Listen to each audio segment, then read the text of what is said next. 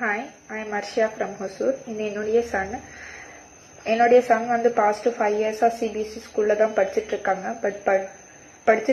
But அவங்க எதுவுமே படிக்க தெரியாது. இதுதான் உண்மை. நான் பாஸ்ட் 5 இயர்ஸாக 5 lakh rupees நான் வந்து போட்டுட்டேன். பட் 5 lakh rupeesக்கு அவங்க மைண்டில் இருக்கான்னா கண்டிப்பாக கிடையவே கிடையாது. நான் ரொம்ப ஃபீல் பண்ணிட்டு இருந்தேன் என்னுடைய சன் படிக்க மாட்டேன்றாங்கன்னு சொல்லிட்டு. அதுக்கப்புறம் நான் ஒன் டே இன்ஸ்டாவில் பார்த்துட்டு இருக்கும்போது மேமோட பேஜ் வந்தது.